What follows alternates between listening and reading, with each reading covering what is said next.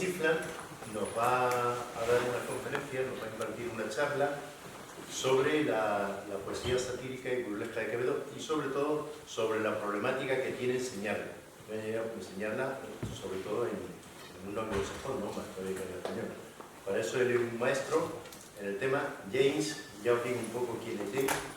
James posiblemente, sé que no te va a gustar lo que decir, pero lo que tengo que decir, debe ser, si no es el mayor quevedista que hay arriba del mundo, un poco de menos. Bueno, por ahí anda, por ahí anda.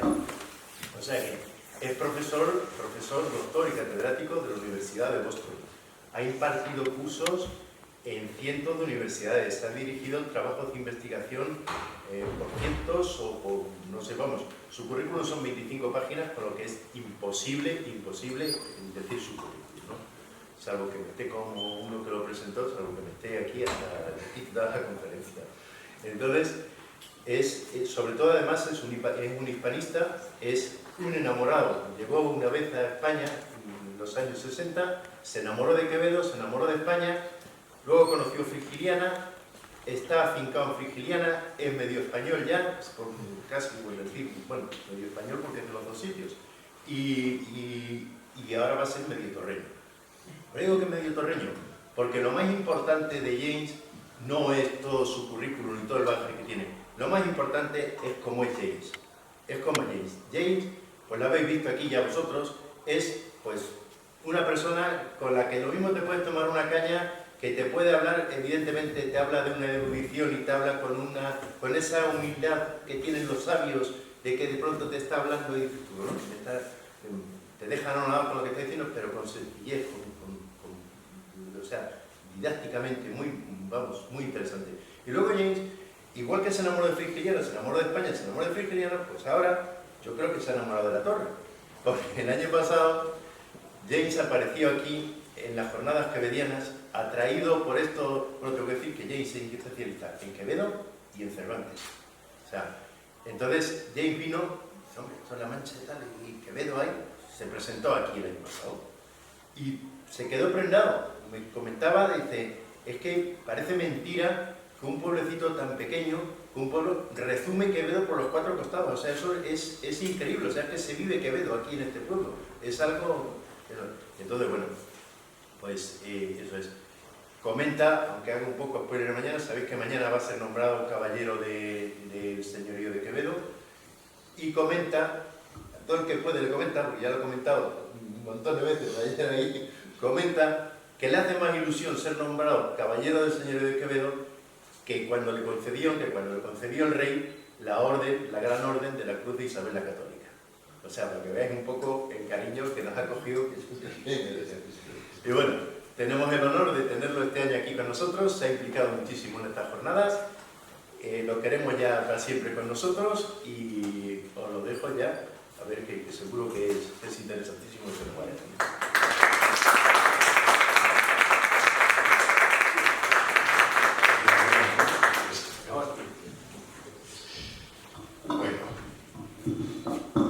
He decidido usar el micrófono. Bueno, quisiera comenzar hoy expresando mi más profundo agradecimiento a los organizadores y organizadoras de estas terceras jornadas quevedianas por participar en ellas. Sé que mucha gente ha contribuido a este esfuerzo colectivo, pero por cuestiones de tiempo solo destacaré en este momento a la alcaldesa, o sea, no veo a nadie por ahí, pero ahí estás, alcaldesa María Fresneda, a Mari Vega Porcillo, de la Casa Museo Francisco de Quevedo, a José María Lozano, que anda por ahí, y claro, al que me acaba de presentar tan generosamente, excesivamente, a José María Cortés. Por ahí anda Góngora. La enseñanza de poesía satírico-burlesca de Francisco de Quevedo formó parte de mi quehacer docente desde mi llegada a la Universidad de Boston a mediados de los años 70 hasta mi jubilación en junio del 2023, o sea, el año pasado, casi medio siglo. Todos todos los que enseñamos dicha poesía sabemos que el chisporroteante ingenio y el dominio magistral de la palabra de nuestro autor están al servicio de su sentido de humor. Asimismo, sabemos que ese humor puede ser altamente cruel en muchos momentos. Su característica agudeza es justamente un factor que le confiere más potencia a ese lacerante humor a la hora de atacar a los blancos de su sátira. En principio, la sátira tiene una función meliorativa, tomando en cuenta que se dirigen, por lo menos oficialmente, hacia distintos males sociales, diferentes infracciones morales y defectos de carácter, etc. La risa, en efecto, se ha visto desde siempre como una herramienta muy útil en los esfuerzos de los escritores para corregir los males que aquejan a la sociedad. Sin embargo, todos los que estudiamos las sátiras sabemos que con gran frecuencia su dimensión oficialmente meliorativa se manifiesta de modo muy tenue. Este sería el caso de las sátiras personales dirigidas hacia los rivales de un autor, por ejemplo. Muchas veces se le atribuye un defecto de carácter al individuo que es el objeto de la sátira. Sin embargo, no resulta muy difícil darnos cuenta de que el señalamiento de ese defecto o defecto es una simple excusa, un pretexto para denigrar a dicho individuo, convirtiéndolo en motivo de risa. Como destaqué muchas veces en mi libro sobre lo grotesco de Quevedo, mi primer libro, es justamente esto lo que sucede en gran parte de su obra satírica. Lo que parece ser el objetivo real de esta no es mejorar al individuo o grupo en cuestión, sino de herirlo, humillarlo, destruirlo. Este punto nos acerca a la problemática que quisiera explorar en el resto de esta charla. Gran parte de este ácido humor tendencioso de Quevedo se manifiesta en textos que hoy día serían clasificados, y frecuentemente con harta razón, como misóginos o sexistas, racistas, antisemitas, homófobos o xenófobos. Es más, en el día de hoy, cuando se van identificando cada vez más actitudes o comportamientos considerados como socialmente inaceptables, habría que agregar a la lista edadismo, aspectismo y capacitismo. Esto es discriminación o rechazo por edad, o sea, los viejos, por aspecto físico, los feos, o por discapacidad física o mental. Claro, todo esto son conceptos que ustedes han importado de nosotros. O sea, es ageism, uglyism y ableism. En fin, ahora ya tiene traducción al español. Durante el medio siglo que enseñé la poesía satírico-burlesca de Don Francisco, tuve que ir modificando facetas de mi acercamiento a los poemas que caerían hoy día en alguna que otra de las categorías que acabo de nombrar. Llegué a Quevedo como miembro de la generación de los 60, ya muy concientizado sobre los diferentes males sociales en cuestión, y tenía, por tanto, que ingeniármelas para no herir las sensibilidades de mis alumnas y alumnos. Como muchos de mis colegas, pudiera haberme ahorrado problemas simplemente esquivando esta esfera de la producción poética quevediana, concentrándome más bien en la poesía amorosa, la poesía moral o filosófica, o en la religiosa. También podría enseñar poemas satíricos cuya dimensión deliberativa, centrada por ejemplo en obvias taras de carácter o en cuestiones sociales o políticas, Poderoso Caballero de Don Dinero, por ejemplo. No obstante, me parecía que circunvalar toda esta esfera tan significativa, tan maravillosa en términos estilísticos y estéticos, sería traicionar a Quevedo. Forma parte de su esencia, si se me permite. Es más, siempre me ha parecido de enorme valor educativo mostrarles a los estudiantes que los grandes creadores artísticos no son a priori buenas personas, que son seres humanos y por tanto ostentan frecuentemente, como todos nosotros, un lado oscuro de diversa índole. Es más, todos somos productos de nuestro momento histórico, de nuestro medio sociocultural, como lo fue, por supuesto, el propio Don Francisco.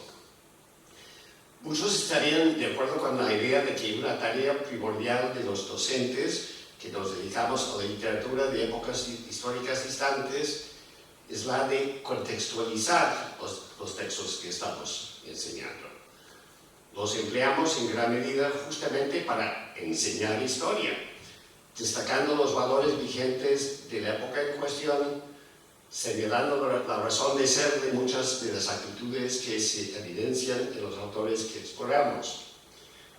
Es, desde luego, una labor compleja en muchos sentidos, ya que si explicamos que la misoginia era normal en aquella época, que nadie reaccionaría mal ante la expresión de actitudes racistas, antisemitas, homófobas, etc., parecería que estamos exonerando o incluso justificando dichas actitudes.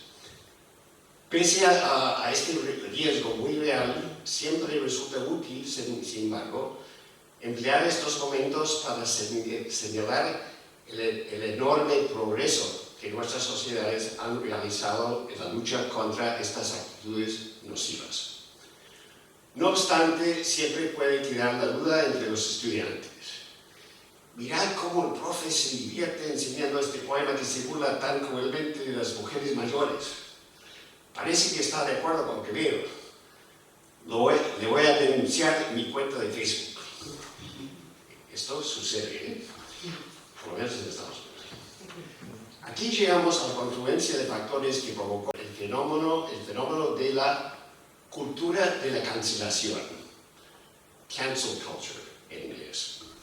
Proviene del verbo cancelar, utilizado de modo metafórico y literal por ciertos sectores progresistas con relación a los individuos cuyas expresiones públicas y o acciones se identifican como dañinas, a saber, de índole racista, sexista, fascista, etc. En el sentido literal, se trata normalmente de la cancelación de una invitación para hablar en un acto público, para dar un concierto, etc. La cancelación ocurre tras una campaña de movilización masiva, aunque muchas veces es solo mediante las redes sociales, no en la calle. También puede tratarse de un boicot de los productos o actividades en la red con las que el infractor está asociado. Esto incluye, por ejemplo, cancelar feeds o cuentas de Twitter, de Instagram, etc. Hay toda una gama de formas de hacer esto. En el sentido más metafórico, cancelar remite a una especie de desdibujado ostracismo, una campaña para aislar al individuo, ninguneándolo a gran escala. Esto sucede muchas veces en los ámbitos escolares o universitarios, o entre las patotas de jóvenes en general. El amigo o amiga se convierte en ex amigo o ex amiga por haber dicho tal o cual cosa en clase o por haber reenviado un tweet ofensivo del político o cantante fulano o mengano. Como se trata de una práctica asociada en el imaginario colectivo más con los sectores progresistas, la derecha en los Estados Unidos se ha aprovechado para acuñar la noción de una cultura de la cancelación, derivada, claro está, del fenómeno de lo políticamente correcto, el antepasado más directo de dicha cultura canceladora. A comienzos de los años 90, intelectuales neoconservadores se aprovecharon del concepto marxista-leninista de lo políticamente correcto para atacar a todos los grupos progresistas que combatían los efectos dañinos del capitalismo, del racismo, del sexismo, etc., sugiriendo que su actitud y correspondiente comportamiento se parecían a la intolerancia totalitaria característica de los sistemas comunistas, la Guardia Roja China, por ejemplo.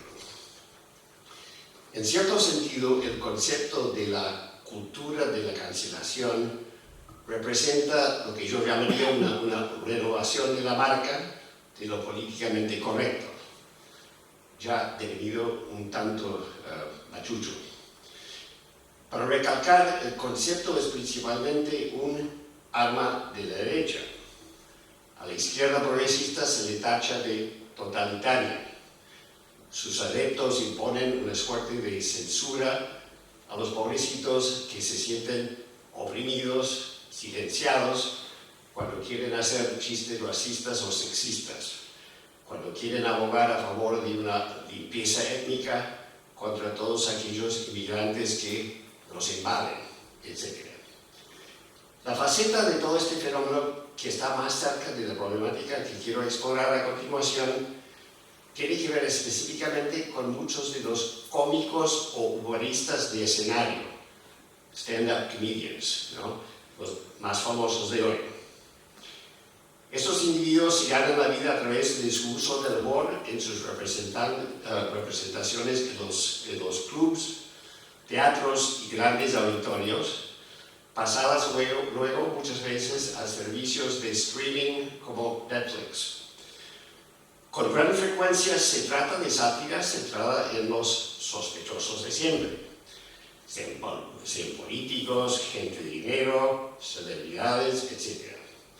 Y sí, muchas veces se trata también del humor apuntada hacia ciertos grupos sociales, de ciertas profesiones, de determinadas etnias o nacionalidades. Dependiendo del cómico, del humorista, muchas veces el humor desplegado puede ser bastante cáustico o hasta despiadado, lo cual no es bien recibido por algunos sectores del público.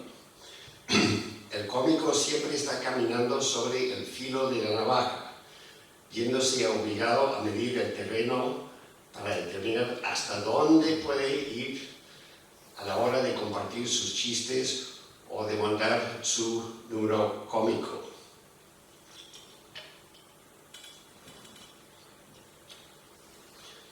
El público suele darse cuenta de esto, y parte del disfrute del espectáculo surge de la nerviosa espera para ver hasta dónde llega el cómico en sus provocaciones, todas chistosas, desde luego.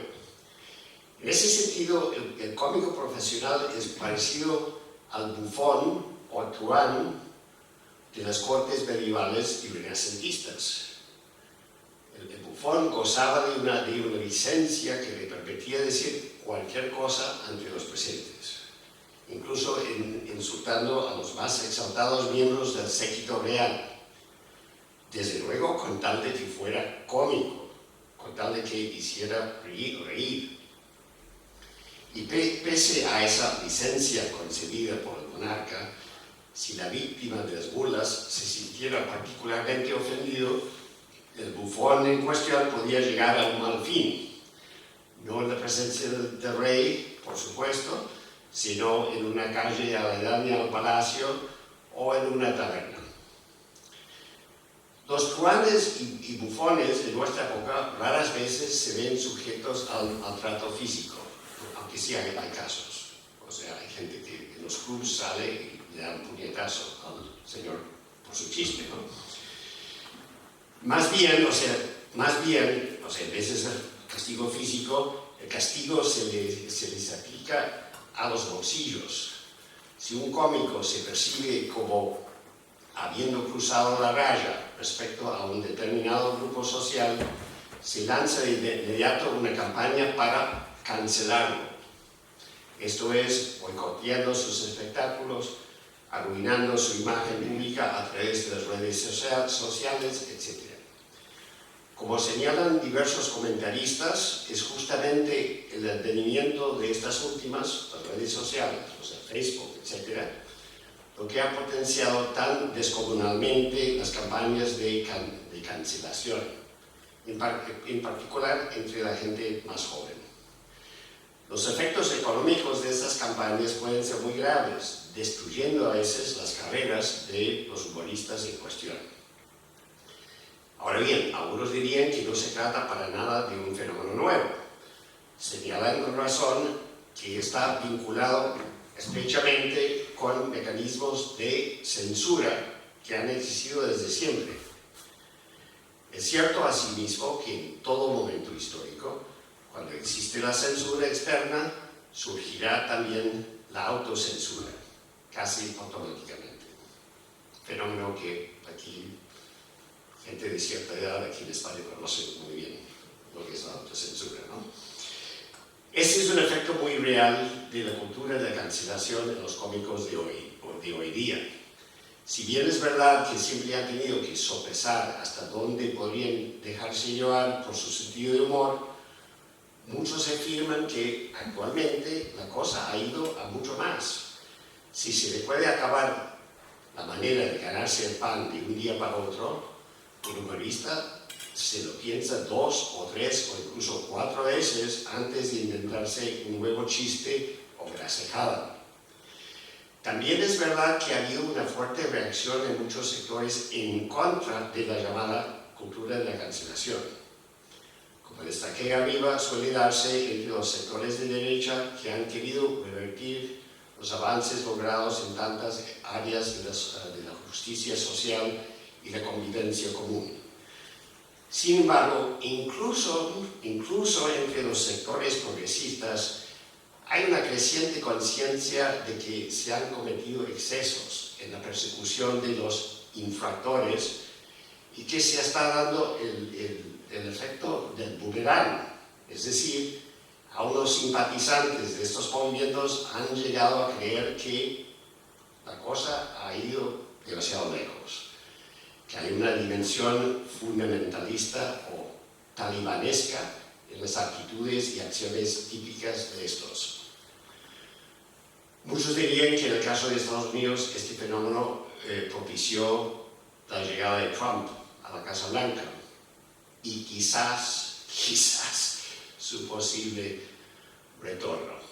No me hablen por favor de ese tema, que, en fin. Voy a pedir, si ocurre lo impensable, voy a pedir un asilo político aquí en España, a ver si lo dan. Bueno, pero no va a pasar. Es cierto además que los mismos cómicos, los mismos humoristas han lanzado una fuerte contraofensiva en defensa propia, denunciando los desmanes canceladoras, atacando lo que ellos ven como formas de censura que acabarán con su profesión del todo, o que mínimamente la terminará castrando. Esto es, fomentando un tipo de humor anodino, desabrido, un humor diseñado para no ofender a nadie, ¿no? Es cierto que para algunos de esto se trata justamente. Si una persona pertenece a uno de los grupos o sectores que son el blanco de determinados chistes, la noción de que debe tener mejor espíritu deportista y entender que solo son burlas, en fin, no resulta muy convincente. Este es el momento para regresar a nuestro señor de la Torre de Guanabara, quien utilizaba su humor ingenioso como eficacísimo capital social durante toda su carrera. En su época, tener chispa verbal, tener un buen sentido de humor, generaba mucho prestigio en los círculos aristocráticos, incluso si las gracejadas ingeniosas se dirigían contra otros miembros de la corte. En el caso de nuestro autor, esto se derivaba en una persona o máscara poética cercana a la figura del bufón, o del llamado loco de palacio, que era otro término. Entre otras cosas, el manejo de esta persona o máscara le confería a Quevedo la libertad, una licencia muy cercana a la que caracterizaba al tradicional bufón. También es verdad, no obstante, que el cultivo de esta persona poética acabó convirtiéndose en una enorme desventaja cuando Quevedo quería presentarse al público como pensador serio, como un hombre de Estado, cuyas opiniones debían de ser tomadas en consideración por las figuras más altas de la monarquía, incluso el propio rey, ¿no? El mismo individuo que quería ser respetado como autor neo-estoico, como teórico político de gran relevancia, su política de Dios, por ejemplo, también había cultivado asiduamente la imagen de un truán, de un bufón, cuya efervescente malicia verbal lo convertía simultáneamente en sujeto peligroso, por un lado, y en un ser intrascendente que solo nos hace reír, por otro. Deshacerse de la máscara cuando ya no le era conveniente no era tarea fácil, y menos aún cuando terminó sirviendo de munición para los que querían destruirlo, que eran muchos.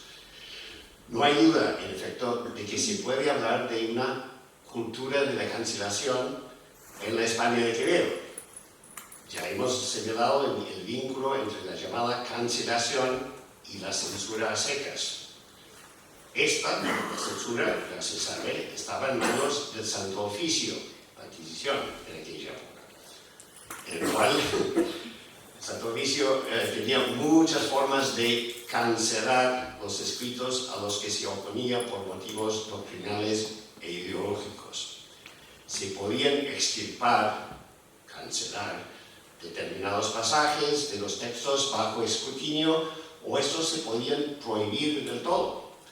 Si se trataba de la prohibición, aparte de quitar la hora de circulación, esta aparecía en el índice inquisitorial. Esto, aparecer en el índice, se traducía para el autor afectado en un San Benito de por vida, un desprestigio gravísimo. Y no nos olvidemos del hecho de que la cancelación en determinadas ocasiones significaba también la destrucción física del ofensor. Esto es en la hoguera de un auto de fe, es una forma definitiva de cancelar. Esto nos lleva a uno de los momentos más problemáticos de la vida de Quevedo. Esto es cuando apareció una obra llamada El Tribunal de la Justa Venganza, en 1635. Un intento de sus enemigos de cancelarlo, señalando los muchos momentos en que había pasado la raya con su sentido de humor. Iban identificando uno tras otro pasajes donde nuestro bufón había incurrido en territorio tocante a la Iglesia, con el objetivo de convencer al Santo Oficio a prohibir las obras en cuestión. Se metía muchísimo, por cierto, con el Buscón, la obra que le encantaba a nuestra ciudadana anoche, ¿no? Quevedo había anticipado iniciativas de este tipo años antes y tomó medidas para contrarrestarlas. Una obra que iba a ser blanco fácil era Los Sueños, que, como tantas otras suyas, había empezado a circular en ediciones piratas. Blanco fácil, entre otras cosas, por sus representaciones del infierno de manera cómica. Antes de verse cancelado por culpa de esta obra, Los Sueños, Quevedo le pidió a la Inquisición que retirara todas las ediciones que habían salido supuestamente sin su permiso, reemplazando la versión original con Los Juguetes de la Niñez, se cambió el título, ¿no? Donde él mismo se encarga de modificar los pasajes potencialmente ofensivos, yendo tan lejos como sacar toda la acción representada del infierno judeo-cristiano y colocándola, con adaptaciones, en un contexto grecolatino. O sea, se se autocancela, curándose en salud, por así decirlo. Quitarse del todo su aspecto bufonesco era harina de otro costal, por supuesto. Pero en este caso, no era tanto el peligro de ser cancelado, sino, como señalé anteriormente, de nunca llegar a ser tomado en serio a la hora de seguir publicando obras doctrinales, filosóficas, etc. Como ocurre muchas veces con las reputaciones ganadas en la juventud, resultan imposibles de borrar. Ah, Juanito, ese que era tan juerguista y ahora es juez del Tribunal Supremo de Justicia. Ja, ja, ja, ja. O sea, me acuerdo siempre de los papelones que hizo en nuestras fiestas, etc. O sea, una vez que te clasifiquen así, es imposible borrarlo. También es verdad que el propio Quevedo no pudo quitarse la costumbre de escribir en su modalidad. No se preocupen, no voy a extenderme hasta la medianoche. Habiendo repasado brevemente los desafíos canceladores de la época histórica que vivió nuestro autor, volvamos ya a nuestro presente y al foco central de esta presentación. Es de sobra señalar que existen muchísimas diferencias entre la situación del humorista profesional de nuestra era y la de don Francisco. El rechazo airado que podía provocar el humor quevedesco por un lado y el del cómico de la actualidad por otro no tienen las mismas ramificaciones materiales. En el caso del cómico del siglo XXI, la cancelación le puede quitar el pan de la boca, literalmente. Quevedo, en cambio, ya está en el otro mundo.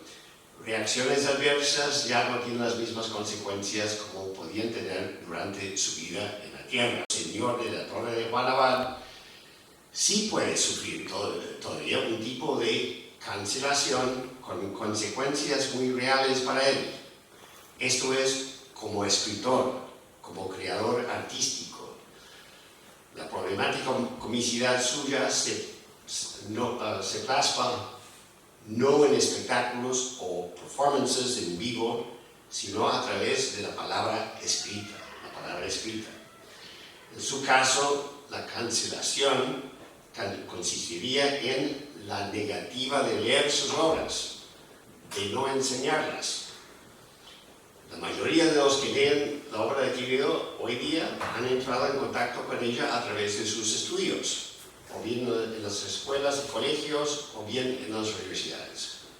Si los que nos dedicamos a la educación dejamos de enseñar a Quevedo, le infligimos una muerte mucho más seria para un artífice de la palabra que su muerte física.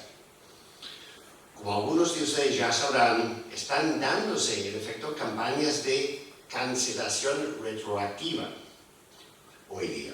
Esto es mediante la desaparición de textos y autores considerados no aptos para los estándares de hoy, justamente por su contenido denominado racista, antisemita, misógino, etc. Se considera que la práctica de contextualizar históricamente las obras o pasajes infractores no es suficiente, que no queda más remedio sino el de dejarlo de enseñarlos. Esto no requiere una ruidosa campaña en las redes sociales, sino el simple acto de quitar las obras de los programas escolares y universitarios. También queda siempre un camino que muchos encontrarán perfectamente viable. Tomando en cuenta la inmensidad de la obra completa de don Francisco, hay mucho de qué elegir cuando nos acercamos a él. Si los profes de colegio o los catedráticos universitarios lo deciden, pueden exponer a sus alumnos y alumnas únicamente a ciertas zonas de dicha obra.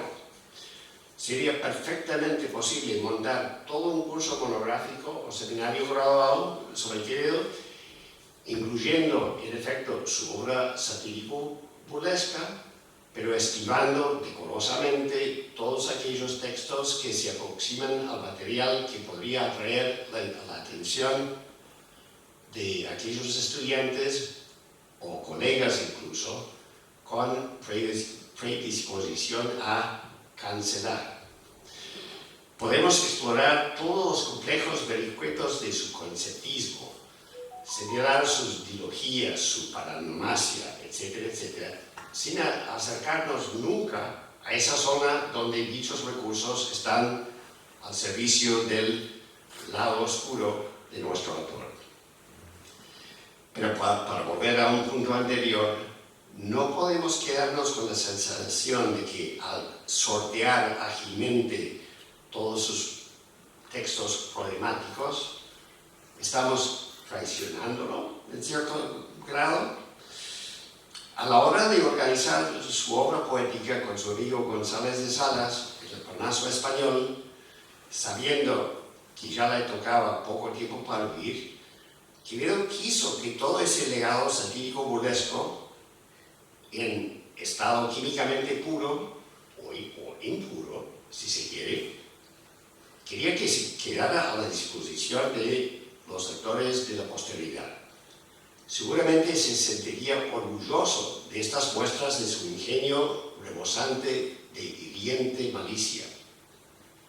Limpiarle la cara a don Francisco sería caer en el uso de ese maquillaje femenino que criticaba tantas veces en su sátira. Es más, surge otro problema si seguimos esta estrategia más fotogénica. Como todos los que nos dedicamos a la docencia sabemos muy bien, siempre hay esa alumna o alumno que llega a la clase con cierta cultura general, que sí ha leído mucho por su cuenta y no solo para prepararse para los exámenes de selectividad. Dependiendo de su temperamento, ese estudiante puede perfectamente levantar la mano en clase y decir: profesor, ¿por qué no vamos a ver un hombre a una nariz pegada? ¿Por qué no leemos los poemas de Quevedo que se burlan de las mujeres? ¿Acaso sabe usted, no sabe usted que Quevedo era un misógino, un antisemita y un racista? Y luego la tácita pregunta acusatoria que siempre late en semejantes trances: ¿por qué usted nos enseña las obras de un autor que hace alarde de todas aquellas tendencias nocivas que nuestra sociedad está tratando de eliminar? ¿Acaso no será usted sexista? ¿No será usted un antisemita? El profesor, al que se le agarra desprevenido con cuestionamientos así, puede pasarlo muy mal, sonrojándose al intentar responder a esa chica lista. Teniendo en cuenta este complejo panorama, ¿qué debemos hacer los que pensamos que la obra de Quevedo debe ser estudiada y no solamente en el gran mundo hispanohablante, sino más allá de él? Antes de plantear opciones, es preciso reconocer que la situación de los que damos clase en los Estados Unidos es diferente con respecto a la de los colegas en otras partes del mundo. Las prácticas de la llamada cultura de la cancelación están mucho más bollantes en mi país que en muchos otros. Dicho esto, también es verdad que mi país tiene la tendencia de exportar muchas de sus idiosincrasias al resto del mundo. Por lo que percibo en el mucho tiempo que suelo pasar en España, por ejemplo, elementos de la cultura de la cancelación también están asomándose en sus escuelas y universidades, amén del ecosistema sociopolítico en general. Como destaqué arriba, los sectores de derecha de los Estados Unidos son las que han denunciado la práctica de la llamada cancelación más enérgicamente. Y veo que otro tanto ha pasado en España. En fin, miro mucho la televisión. Aquí. Por eso mismo, aquellos de nosotros que, sin comulgar para nada con la derecha, También nos sentimos molestos por determinadas demasías de la llamada cultura cancelación. Tenemos que medirnos a la hora de expresar nuestras reservas. Sumarnos a la campaña anticanceladora puede, pese a nuestras intenciones, darle más municiones a los sectores que niegan el impacto de las señaladas lacras socioculturales, racismo, sexismo, etc. No vaya a ser que nos digan, ¿veis vosotros? Incluso la propia izquierda está harta de estas locuras. Retomando el tema de la difusión académica del legado literario kennediano, insisto nuevamente que si lo vamos a enseñar, debemos meternos en el territorio más espinoso de su producción satírico-burlesca. Es más, me parece que sería un error solo hablar de los textos que critican la avaricia, la hipocresía, los abusos y corrupción de los poderosos, la vanidad, etc. Esto también sería una deslealtad, en cierto modo, confeccionando una imagen de don Francisco como muchacho buenecito que solo ataca a los malos y los males. La esencia de Quevedo, si se me permite, incluye sus sombras. Al examinar, ya voy a terminar. Al examinar estos textos con la atención que merecen, en gran parte porque manifiestan su auténtico genio verbal, al examinar estos textos con la atención que merecen, su genio verbal, también se presentan, sin embargo, escollos y trampas importantes. Siempre existe la tentación de abordar esta poesía en términos casi exclusivamente filológicos y estilísticos. Si nos ponemos solo a señalar casos de dilogías, paranomasia, atanaclasis y retuécanos, etc., sin mirar cara a cara al contenido reprensible que los textos están plasmando, terminamos falseándolos. Es crucial, desde luego, examinar esa asombrosa caja de herramientas estilísticas y retóricas que Quevedo emplea en sus brotes de genialidad verbal. Sin embargo, pasar la página diplomáticamente, cuando tendríamos que reconocer el tremendo veneno que se está proyectando, sería una grave equivocación. Es verdad que podrían darse excesos también en esta dirección. La trampa en la que podemos caer en este caso consiste en azotar al caballo muerto, por así decir, procurando desmitificar al gran escritor. Es verdad, Quevedo forma parte del canon de la literatura en lengua española, pero mirad, chicas y chicos, lo que este hombre era capaz de expresar. ¿No es hora de desintoxicar nuestro canon? Se oye cosas así. Por lo menos en Estados Unidos. Ante este complejo panorama tan lleno de crispación en el ámbito sociocultural y político, creo que es posible, pese a todo, trazar un razonable camino a seguir.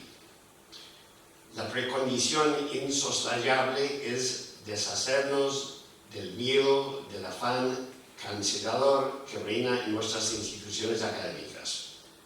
Si nos censuramos a nosotros mismos, esquivando del todo estas obras más sombrías de nuestro poeta, o bien higienizándolas, acabamos participando de facto en la cultura de la cancelación. Me parece que podemos efectivamente contextualizar las actitudes nocivas de estos textos y de nuestro autor, pero no para suavizarlas. Así era la sociedad de esa época, ¿no? Ni para someterlas a una especie de auto de fe retroactivo. Qué bien que ya no somos así, qué bárbaros que eran los españoles de aquella época. Podemos explorar las maravillas del arte verbal desplegado en sus poemas, pero reconociendo simultáneamente que todo dicho arte estaba al servicio de facetas tenebrosas de la psique humana, tal como estas se daban en nuestro autor. Es más, debemos poder admitir que la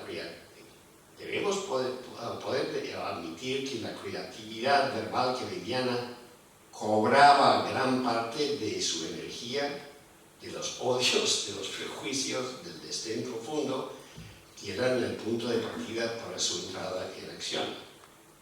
Era parte de su fuerza motriz, no hay vuelta de hoja. Sigo recalcando que es una lección importante para nuestros estudiantes afrontar el hecho de que ser dueño de un enorme talento literario Sigo recalcando que es una lección importante para nuestros estudiantes afrontar el hecho de que ser dueño de un enorme talento literario no significa ser por fuerza también una buena persona. O sea, un gran talento literario en fin, eso no puede tener una persona que no es exactamente admirable en todos los días. Somos los seres en general, así los seres humanos en general, una complejísima mezcla de luz y sombra, todos nosotros. Los grandes escritores también son simples seres humanos, con todas las contradicciones que también tipifican a todos nosotros.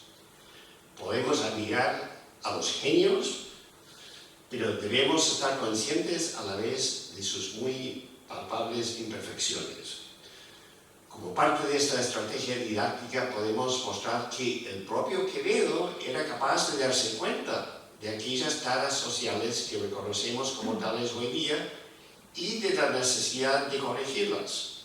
Se puede señalar, por ejemplo, una obra como La obra de todos, donde encontramos acercamientos muy críticos con respecto a la situación de los indígenas en las Américas, de los negros y de las mujeres, donde se ataca, también en esta obra, donde se ataca un sistema jurídico corrupto, donde se atacan los abusos cometidos por la nobleza y por los tiranos, etc.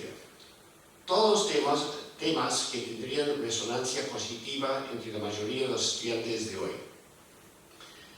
Asimismo, deben de señalarse los muchos otros textos de alto valor moral, filosófico, político y teológico de nuestro autor, mostrando que la misma mente de la que salían poemas tan representables como Boda de Negros o Comisión contra las Viejas, era capaz también de componer obras como Política de Dios o La Cuna y la Sepultura, o un soneto amoroso como Amor constante más allá de la muerte. Vamos a emitir un fatwa cancelador contra don Francisco exclusivamente a base de determinados poemas que manifiestan evidentes lastras sociales y morales, o seremos capaces, en cambio, de colocarlos debidamente en el complicado mosaico de su obra total. Ahora bien, como señala al principio de mi charla, ya no me veré obligado a sortear estos desafíos en mis cursos. Estoy jubilado. Y conste que no les envidio para nada a mis colegas más jóvenes, que van a tener que tomar decisiones sobre toda esta problemática en los tiempos que corren. He sugerido una estrategia apuntando hacia un punto medio razonable. Mediocritas. Pero no puedo predecir, desde luego, si prosperará, si se pone en marcha. Me temo, lo confieso, que habrá una creciente tendencia de curarse en salud, dando un rodeo por completo a las más escabrosas áreas del humor quevedesco. Si así sucediera, si los irritantes cascabeles bufones de nuestro Francisco dejaran de sonar del todo, me parece que el resultante silencio sería terrible. Muchas gracias.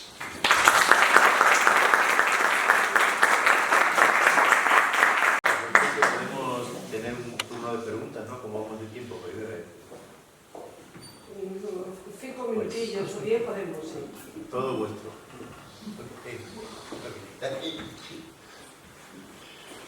Yo sé que la situación, bueno, en Estados Unidos, todo este panorama que pinté, enseñando en las universidades, o sea, es una situación complicada, pero por los colegas que conozco aquí en España, donde tengo muchos amigos y colegas, en fin, ustedes están yendo en una dirección parecida y, en fin, ustedes, existe esa tendencia de importar fenómenos de Estados Unidos y aquí está arraigándose esto, en fin, por lo que veo. Ha puesto de manifiesto una cuestión al hilo de Quevedo que pues a mí es una cosa que me ha preocupado siempre, ¿no? Es que tendemos a juzgar con los ojos actuales, con nuestra idiosincrasia actual, todos los hechos históricos y además yo creo que por pereza intelectual o por incapacidad de cosas que ahora nos parecen tan negativas, a lo mejor tuvieron un momento, tuvo eso es lo que dije y yo creo que muchos de los que enseñamos tratamos de hacer eso, o sea, mostrar que este no es, en fin, la forma de pensar de Quevedo no fue una excepción, era una regla generalizada, pero tiene, como dije en mi presentación, hay que también, esto también es un campo de minas, porque si vas demasiado en esa dirección, puede haber la sensación entre los estudiantes de que, bueno, sí, la gente así era así en esa época, y bueno, pero eso no lo exonera a Quevedo o al que sea, o sea, como que eso lo he visto, o sea, si tú intentas, los estudiantes están mirando cosas que pasaban en épocas históricas remotas o no tan remotas y en fin, estás tratando de explicar por qué sucedía eso, entonces como que a veces piensan que estás tratando de, en fin, no, pero sí, eran así y ya, en vez de adoptar una actitud de rechazo. Entonces estás siempre caminando sobre el filo de navaja, o sea, sí, hay que contextualizar, pero también tomar en cuenta el momento histórico en que vivimos y en fin, admitir a los estudiantes que por suerte estas lacras las estamos poco a poco tratando de eliminar. En fin. Bueno. Sí, bueno, es que era una cosa parecida que lo que ha dicho José María. Es verdad que nosotros estamos sufriendo ahora una especie de inquisición, popular, porque tenemos a nuestro servicio las redes y sin mucho conocimiento todo lo que digamos es muy potente y llega muy lejos y afecta a personas que saben muchísimo, como veo que los profesores en las universidades se ven afectados por la influencia de todos los mensajes que puedan correr por las redes, puestos por gente que quizá no tenga mucho conocimiento, pero sí que en una corriente, la corriente está de la cancelación, la cultura de la cancelación, o el woke, la doctrina woke. Sí, yo iba a comentar lo de woke, pero me iba a extender. Entonces, todo eso está muy manipulado, está puesto por algunas personas para que la gente siga esa corriente. Y es que hay que parar de alguna manera, no hay que dejarse, pienso yo, influir. No sé si eso es posible. Bueno, ahí es justamente, en Estados Unidos te puede costar la carrera esto. O sea, tú dices algo en clase, entonces, y además están grabando o filmando, ¿no? Con todos estos aparatos tan maravillosos que salen de Silicon Valley, ¿no? O sea, no hay, en fin, te pueden estar grabando, en fin, ahora aquí me puede estar filmando y bueno, entonces agarran un fragmento de lo que yo digo, eso sale. Ahora, pues bueno, incluso cuando no estaba jubilado, me daba igual. O sea, soy hueso duro de roer, o sea, me han atacado por muchas cosas y, en pero sí, yo veo especialmente entre mis colegas más jóvenes que tienen toda la carrera delante, en fin, se miden muchísimo y nunca sabes si, en fin, si en efecto va a comenzar una campaña de este tipo. Y entonces yo, justamente por eso digo al final que yo soy pesimista. Yo creo que la tendencia hacia la autocensura, por lo menos en el ámbito universitario de Estados Unidos, eso ya existe allí. Y por lo que me cuentan aquí, en fin, se está instalando un clima parecido. En fin, yo no, como digo, creo que en fin, la mayoría de mis colegas jóvenes, no voy a enseñar, por ejemplo, boda de negros en una clase. Además, claro, está el problema. ¿Qué pasa si hay estudiantes afrodescendientes, como decimos, en clase? Entonces tú estás ahí tratando, y claro, ahí contextualizas, bueno, sí, pero si todo el mundo era racista de esa época, entonces como que, ok, pero esto me está ofendiendo a mí, estudiar este poema, o obras de Shakespeare, o sea, The Merchant of Venice, que está, en fin, eso ha desaparecido de los programas en Estados Unidos, o sea, por el contenido abiertamente antisemita. A pesar de que eso, la consecuencia es que se mutila el estudio de ese autor, en este caso Quevedo, se mutila toda su obra, porque en realidad lo que has comentado, tienes que estar haciendo una censura de lo que se... Sí, y yo podría fácilmente convertir a Quevedo en un buenecito, un señor, porque ataca lo que hay que atacar, ataca la avaricia, ataca el poderoso caballero del dinero, etcétera, etcétera, pero junto con eso, en fin, es un ser humano, y yo creo que parte de, deberíamos ser suficientemente maduros para reconocer que, Quevedo no era perfecto. Si lo tengo que confesar, aunque me duela, yo tampoco soy perfecto.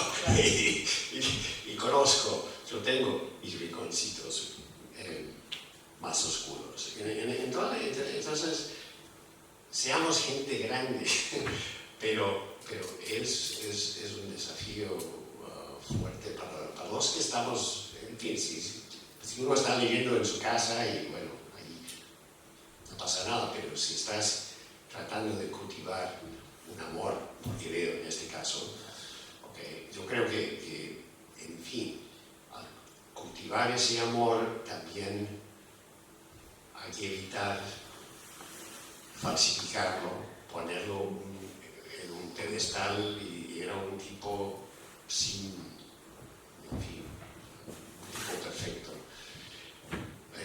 Sí. Tú que no conoces tan bien a nuestro autor. Entonces, para legitimar la figura de Quevedo, para legitimar la figura de Quevedo, habría que desvincular su vida de su obra. Es exactamente así, o sea, simplemente mirar su obra, ¿sí? Pero claro, el problema, es que en su obra... No,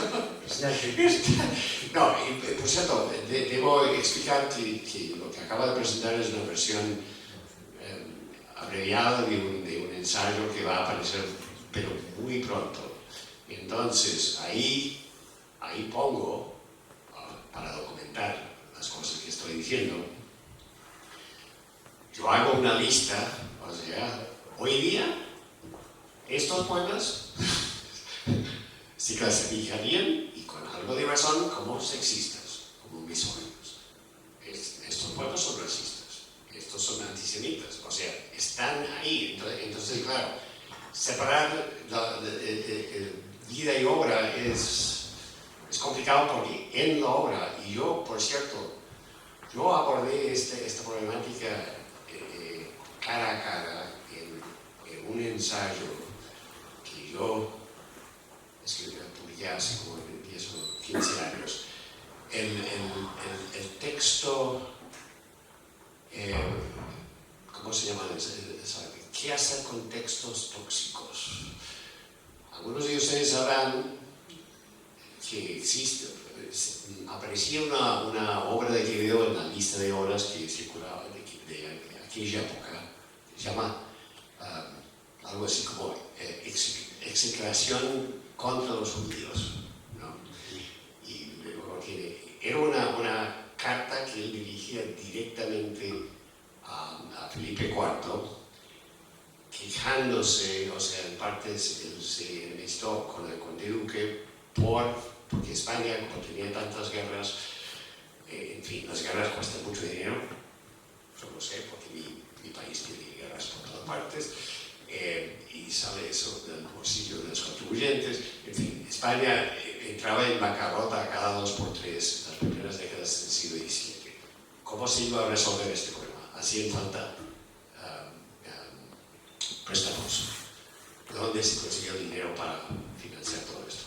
Y entonces hubo la política del conde duque de invitar a financistas, banqueros portugueses que eran, o sea, en principio eran conversos, pero no hacían mucho esfuerzo en presentarse como cristianos auténticos, ¿no? Y Quevedo y un montón más se enojaban porque veían estos banqueros judíos circulando por las calles de Madrid como Pedro por su casa. Entonces escribe esta obra donde ya no es el antisemitismo al uso de los chistes antisemitas. Ahí, en ese texto, que únicamente, finalmente, unos colegas ahí en Santiago de Compostela descubrieron, finalmente encontraron este documento porque había desaparecido. Y ahí, en fin, va él, Quevedo, aboga a favor del exterminio físico de los judíos. O sea, no es solamente echarlos, sino de liquidarlos. Claro, ese texto, en fin, no estaba perdido durante mucho tiempo. Aparece ese texto, lo publica Paco Rico ahí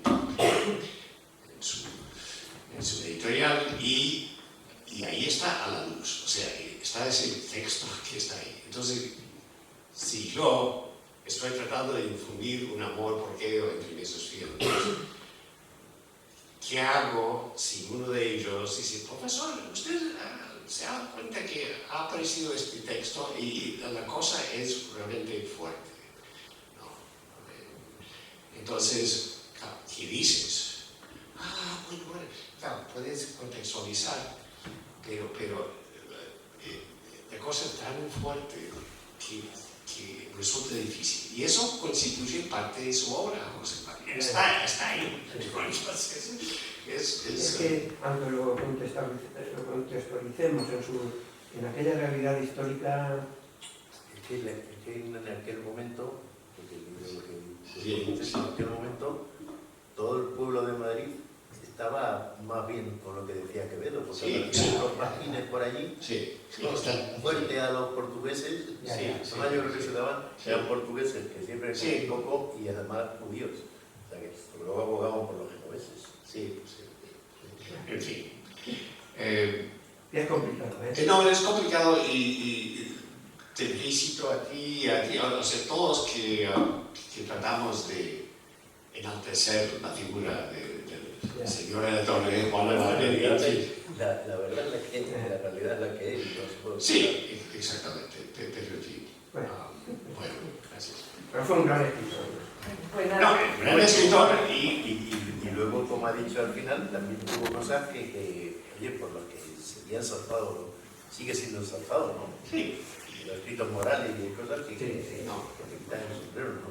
La talla moral. Hay también algo positivo, muy positivo. Bueno, lo que has dicho, si todos tenemos un lado oscuro y otro brillante. Bueno, que nos vamos ya. parecía que si me iban a nombrar caballero, tenía que trabajar algo. Y ahora vamos a pasar